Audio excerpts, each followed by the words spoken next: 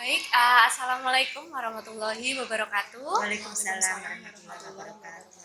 Oke, selamat pagi, salam sejahtera Pagi bagi kita Mbak, semua. Mbak Nisa, pagi Mbak Al. Ya, selamat pagi Bu Yuni. Pagi juga. Oke, jadi pada kesempatan kali ini saya Anissa Widyaningrum, perwakilan dari mahasiswa PPL SDN Sedangharjo 4 Kabupaten Tuban, di sini akan melakukan sharing ya Bu ya, Sharing pembelajaran. iya, sharing pembelajaran terkait tentang rancangan pembelajaran yang sudah pernah dilakukan oleh narasumber kami. Nah, di sini saya tidak sendirian, saya ditemani oleh Mbak Mbak Alvira di sini yang akan membantu untuk melakukan kegiatan podcast pada kesempatan kali ini. Nah, di sini kami sudah mengundang narasumber. Terima kasih. Narasumbernya beliau adalah seorang guru kelas 4 di SDN Sedangharjo 4, sekaligus juga guru pamong kami juga ya Mbak Al ya. Beliau adalah Bu Sri Wahyuni SPD. Terima kasih Bu Yuni atas waktu dan kesempatannya. Sama-sama, semoga saya juga bisa membantu untuk kegiatan podcast kali ini. Ya, amin. Terima kasih. Jadi buat teman-teman yang masih bingung tentang ini nanti podcastnya tentang apa sih gitu ya. Nah, jadi di sini nanti kita akan membahas tentang bagaimana modul ajar atau rancangan pembelajaran itu yang menggunakan prinsip atau metode where to. Nah, di sini where to ini apa? Nanti akan kita bahas satu persatu karena where to itu kan sebuah singkatan ya Ibu ya. Nanti kita bahas satu persatu where to itu apa. Nah, baik, bisa kita mulai saja ya Ibu ya. Silakan. Oke. Karena kita membahas tentang rancangan pembelajaran, mungkin Ibu ke hari ini atau kemarin itu melakukan praktek pembelajaran apa, materinya apa, mata pelajarannya apa gitu Ibu. Baik Mbak, kemarin saya sudah melaksanakan praktek pembelajaran di murid saya di kelas 4 pada pelajaran bahasa Indonesia. Kegiatannya adalah wawancara. Wawancara. Nah, sebelum pembelajaran dimulai, biasanya saya akan memberikan informasi kepada peserta didik saya tujuan pembelajaran hari ini yang akan dicapai itu apa. Karena ini berhubungan dengan wawancara, kemarin tujuan pembelajarannya yaitu melalui diskusi itu peserta didik bisa membuat daftar pertanyaan yang akan dibuat untuk mewawancarai seorang narasumber. Kemudian melalui diskusi kelompok pun peserta didik saya nanti akan bisa membuat suatu laporan wawancara. Setelah dia melakukan wawancara, dia akan membuat laporan wawancara. Ya, itu Mbak, untuk tujuan pembelajaran yang kemarin saya sampaikan ke anak-anak. Kira-kira kalau untuk siswa kelas 4 ini mungkin kedepannya ini manfaatnya apa ya Bu ya, tujuan pembelajaran tersebut? Setiap tujuan pembelajaran memang harus kita integrasikan dengan pengalaman siswa sebelumnya. Nah, pengalaman siswa sebelumnya ke saya biasanya menggunakan kalimat pemantik atau pertanyaan pemantik. Ya, pertanyaan pemantik. Apakah kamu sudah pernah melakukan wawancara? Sebenarnya dia sudah melakukan wawancara dengan temannya, menanyakan kabar aja. Bagaimana kabarmu hari ini? Kemudian apa yang kamu sukai untuk hari ini lah? Itu secara tidak sengaja dia sudah melakukan wawancara dengan temannya. Begitu. Jadi harus ada hubungan antara tujuan pembelajaran yang akan kita capai dan menghubungkan dengan pengalaman yang pernah dilakukan peserta didik kita sebelumnya. Itu Mbak Anissa. Kalau tadi kan sudah menentukan tujuan pembelajarannya. Nah, biasanya kalau where to ini kan menggunakan prinsip UBD, Bu. Jadinya understanding by design. Setelah menentukan pembelajaran, kita menentukan asesmennya. Asesmennya. Iya. Kira-kira asesmen yang sudah Ibu rancang atau Ibu susun untuk tujuan pembelajaran agar tercapai itu apa saja? Oke, asesmen yang saya rancang karena tujuan pembelajarannya anak bisa membuat daftar pertanyaan, maka asesmen yang saya gunakan juga tidak lepas dari tujuan pembelajaran tersebut. Jadi anak seberapa dia bisa memahami penggunaan atau membuat kalimat pertanyaan yang akan digunakan untuk mewawancarai narasumber. Kemudian seberapa jauh anak itu bisa membuat laporan wawancara, karena setelah wawancara membuat daftarnya awal ya, kemudian kan dia melakukan wawancara. Kemudian saya juga akan melakukan penilaian bagaimana sikap anak ketika melakukan wawancara. Berarti penilaiannya sikap juga ada nanti di dalamnya kayak begitu. Kalau penilaian sikap itu termasuk asesmen formatif ya? Iya, asesmen formatif. Asesmen formatif sendiri itu kan asesmen yang dilakukan ketika proses pembelajaran berlangsung. Kalau belajar dari pengalaman saya dengan Mbak Al dulu ya, Mbak, kadang itu pelajaran bahasa Indonesia itu agak sedikit membosankan, seperti itu kan.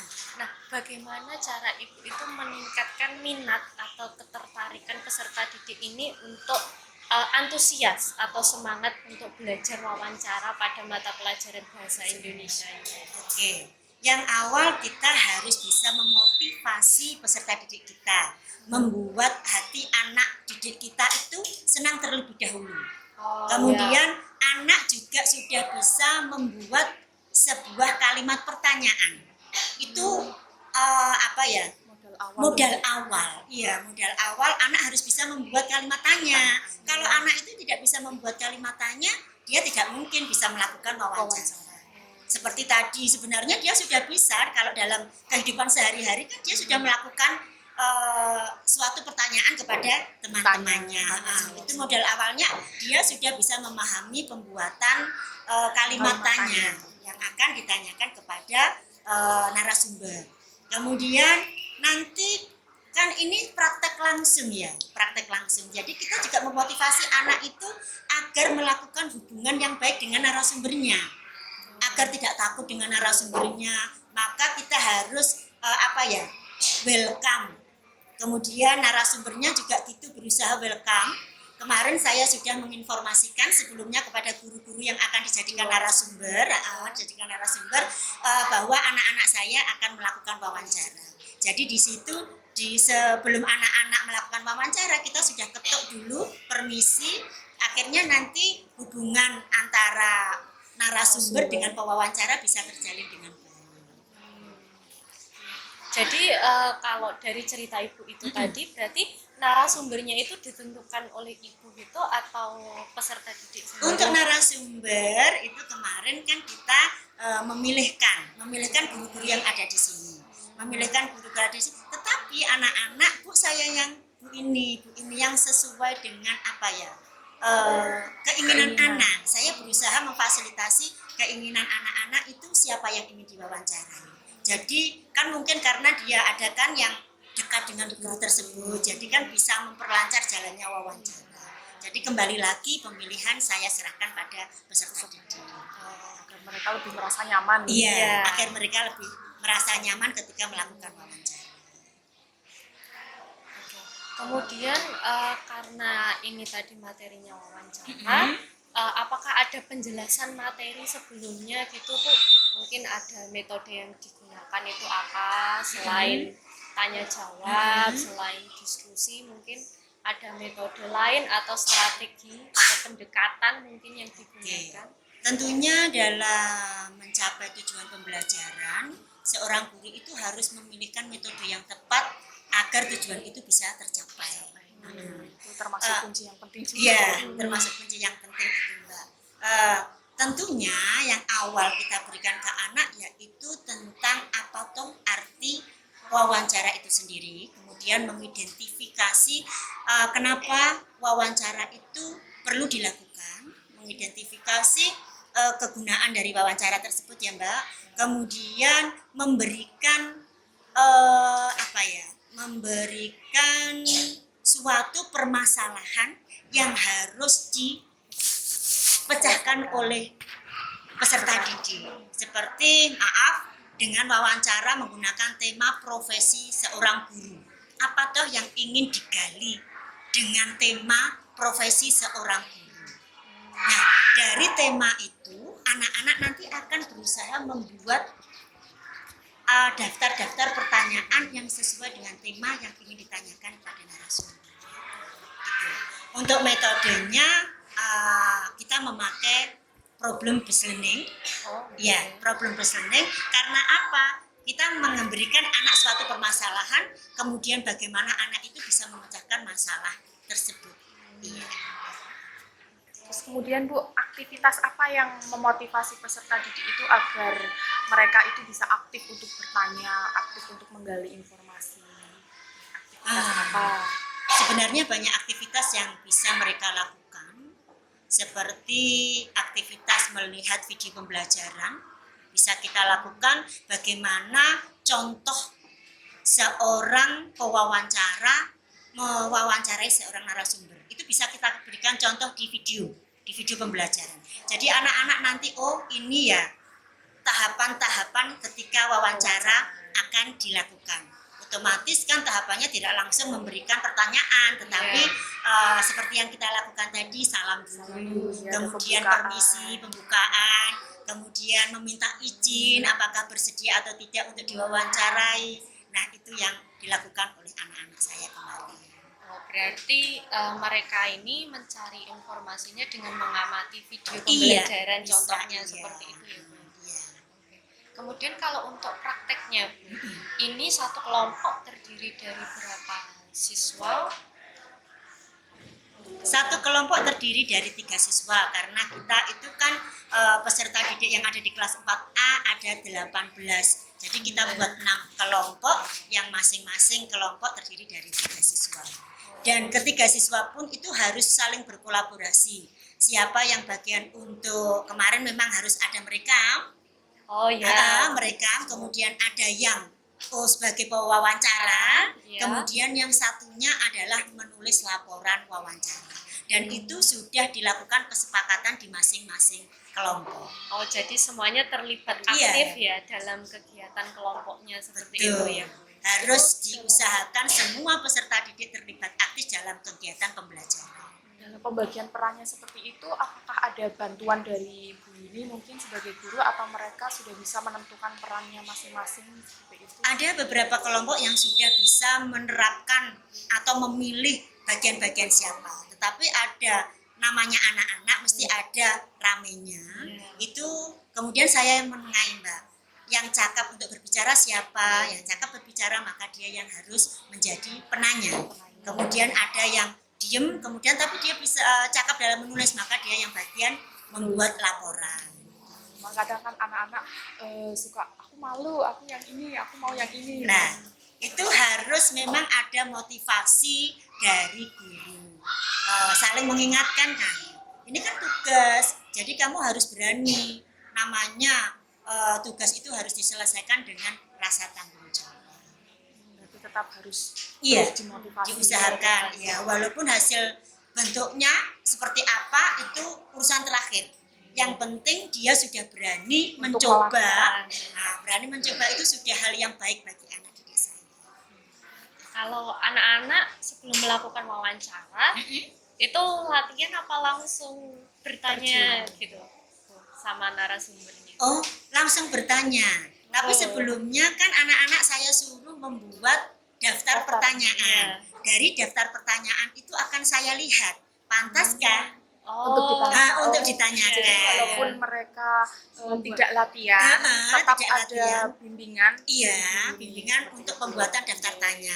Kalau menanyakan yang kurang etis, saya skip. Harus diganti ini. Kan kadang anak-anak itu terlalu polos ya. Kalau menanyakan yang perihal yang terlalu private, yang terlalu private itu akan saya skip. Kemudian saya suruh ganti dengan pertanyaan yang lain.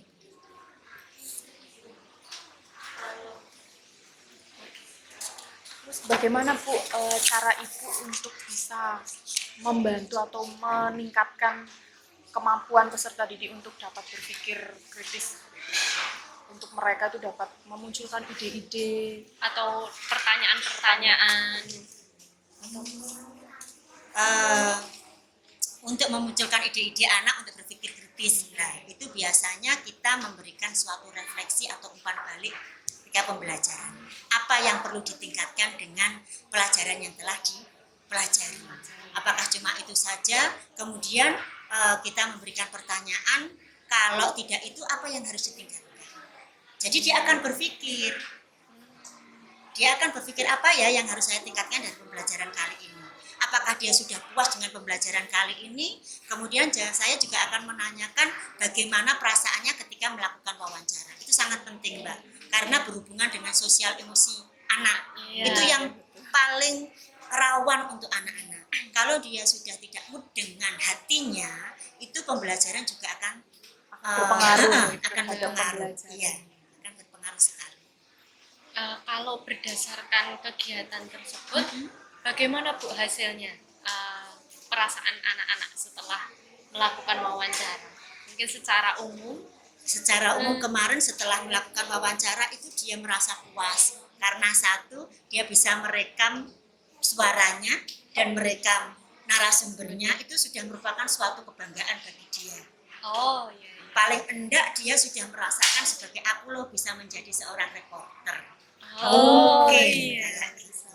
Kok bahagia gitu melihat sudah saya sudah selesai. Oke, sekarang kalau sudah selesai silahkan ringkas hasil wawancaranya dalam bentuk laporan. Memang ada beberapa kelompok, Mbak, yang kesusahan dalam membuat laporan, tetapi kita kembalikan lagi, apapun hasil anak tersebut itu adalah usaha yang sudah baik bagi dia untuk lebih maju lagi dan memahami pembelajaran tentang bagaimana cara-cara mewawancarai narasumber. Nah, karena ada kelompok yang yang kesulitan atau mungkin kurang untuk menyelesaikan tugasnya, gimana solusi Ibu ketika menemui kelompok tersebut? Kita akan memberikan apa ya? Kalau yang sudah paham, kita akan melakukan pengayaan ya, Mbak. Iya. Tetapi ketika anak-anak yang belum memahami bagaimana cara-caranya melakukan wawancara, mungkin kita akan melakukan pemberian pendampingan, memberikan pemahaman kepada anak tersebut agar mereka bisa memahami materi yang akan dipelajari. Ya, berarti tindak lanjutnya itu Berupa pengayaan, iya. juga bimbingan. Iya, bimbingan. Kemudian bagi yang sudah paham kita akan melakukan pengayaan. Apakah pada topik wawancara kemarin itu siswa itu diberikan soal evaluasi pada setiap pembelajaran? Kalau untuk yang kemarin, apakah siswa melakukan evaluasi? Saya mengevaluasinya dari hasil anak membuat laporan. Oh, Iya, evaluasinya dari evaluasinya dari situ. Dan seberapa ini untuk daftar, seberapa banyak pertanyaan yang dia ajukan kepada narasumber. Itu cukup asesmen itu saja, sama asesmen tingkah laku dan keaktifan mereka dalam melakukan wawancara dan keaktifan mereka dalam melakukan kerja kelompok atau diskusi kelompok. Ya, apakah Ibu selama melakukan kegiatan pembelajaran itu menemui siswa mungkin yang kurang aktif atau bagaimana gitu? Kemarin ada kendala satu kelompok yang ketinggalan membuat daftar pertanyaan. Jadi dia meminjam daftar pertanyaan dari kelompok lain. Nah, itu memang di setiap pembelajaran tidak selalu berjalan dengan lancar. Iya. Mesti ada kendala di dalamnya. Dan salah satu kemarin yang saya jumpai adalah satu kelompok tidak membuat daftar pertanyaan, kemudian dia membuat laporannya asal-asalan. Dari kelompok inilah yang nanti saya akan melakukan pendampingan untuk memahamkan materi yang sudah dilakukan. Kalau misalnya biasanya membuat daftar pertanyaan itu kalau berdiskusi gitu ya Bu ya, biasanya membutuhkan waktu yang lama untuk menyamakan persepsi Iya. gitu ya. Nah, bagaimana Ibu mengatur waktu pembelajarannya itu biar rangkaian kegiatan ini selesai sampai kegiatan penutupnya gitu. Untuk pembuatan daftar pertanyaan kemarin saya memberikan waktu kepada peserta didik saya melakukan 10 menit dan masing-masing anak harus membuat daftar pertanyaan.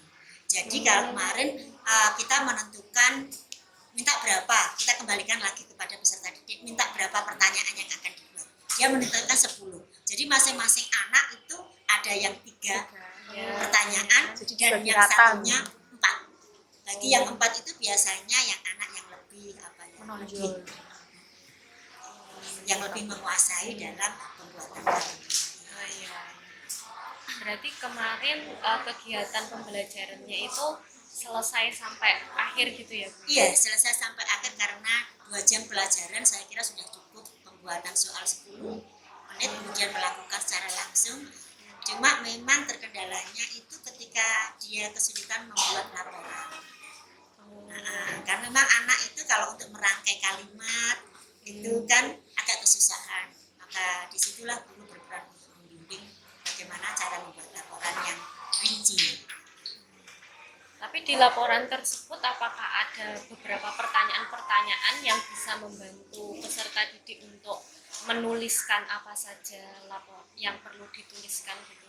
Nah, kembali lagi tadi kan ada daftar pertanyaan yang dilakukan oleh peserta didik. Nah, dari daftar pertanyaan yang sudah dijawab oleh narasumber, maka dia harus merangkai dari kalimat kan runtut, Mbak. Runtut kan pertanyaannya. Kemudian dia merangkaikan hasil jawaban dari narasumber. Itu sudah cukup bagi anak didik kelas 4.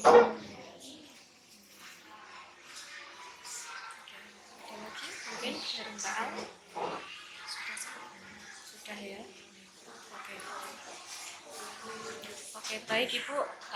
Mungkin sekian ya sharing ilmunya tentang mengajar bahasa Indonesia di kelas 4 terkait dengan wawancara. Tadi berarti dalam melaksanakan kegiatan pembelajaran pada wawancara materi ya bahasa Indonesia itu berarti kemampuan awal peserta didik itu harus bisa membuat kalimat tanya terlebih dahulu gitu ya. Nah, kemudian juga kita mungkin yang sebagai calon guru ini harus bisa mengintegrasikan atau menyambungkan dengan sehari-harinya peserta didik gitu ya.